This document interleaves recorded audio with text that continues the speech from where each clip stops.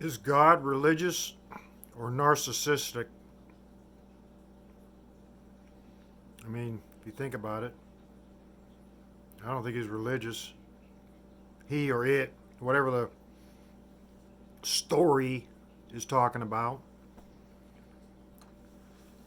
I think they're narcissistic and they want all the attention. Why somebody would write a story, I don't understand. Why they'd have, instead of saying we're born of animals and you're born from planet to planet, but not necessarily the same way, you'd think that would be better saying, well, I'll see you on the next planet. Or, the see you later is supposed to be a realization point, but it's not. It just means see you later another day. Doesn't mean see you when you're dead and I'm dead and we both come back.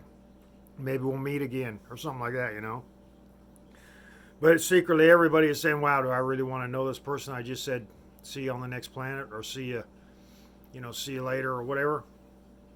See you later, yeah, this life, but like they say, death, till death do us part. That means love ain't that great. Because if these people were married, it would be forever, wouldn't it? Of course, they put on the rings forever, but the vows they take is till death do they part. Now, is that the government? That's their tiptoeing into trying to see you got the social structure and you got the industry structure. I don't know if government's part of industry. I'm guessing they're they're lazy. They're not. They're neither. They're trying to work in between the social structure and the industrial structure, and they're the middlemen making the money. Because back when, I don't know if there was villages or just families that made their own, clans or whatever, made their own arrows or whatever they did. They all gathered food together, whatever. And then they would gather more, whether it was they knew how or where it was. And there's the government are these people that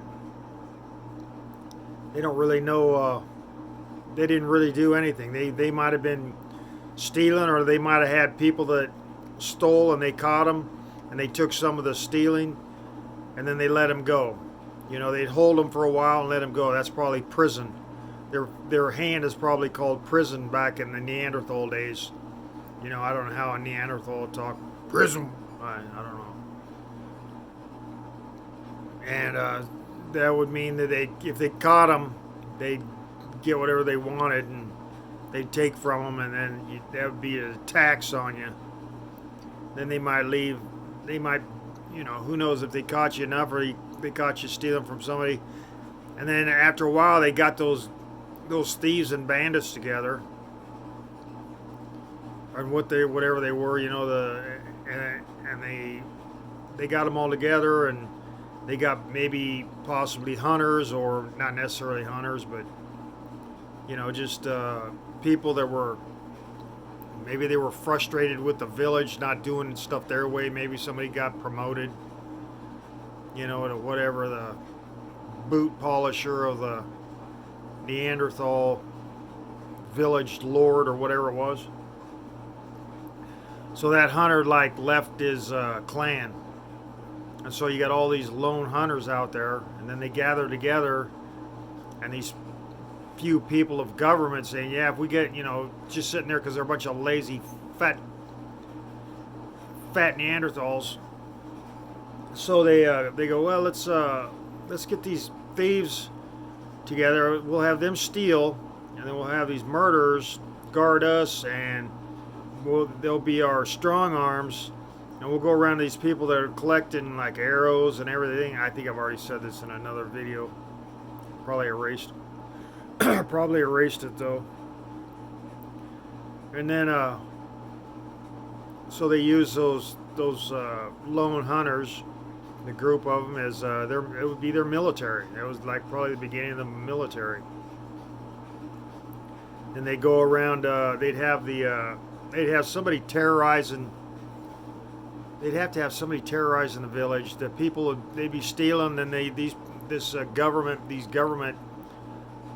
Well, they wouldn't be government back then, but they'd just be Neanderthals, plotters. You know, they'd probably go. You know, their first instinct was to go outside a cave or wherever or tents, not tents, but huts of a Neanderthal, take a dump. You know, they go out there and take a real nasty dump. They didn't like the village, and every day they do it. Seems they didn't have rules back then, so this is all they're plotting from. Probably, you know, it probably landed on them from like Jupiter or whatever. Is how, you know, because that's basically how people get ahead. Science and all that stuff is they'll catch stuff from the last planet, like the technology or whatever, and then they'll put it forward to making better arrowheads or straighter arrow shafts or a better knife or better shoes or clothes or whatever. But anyway, is God religious or just a narcissist?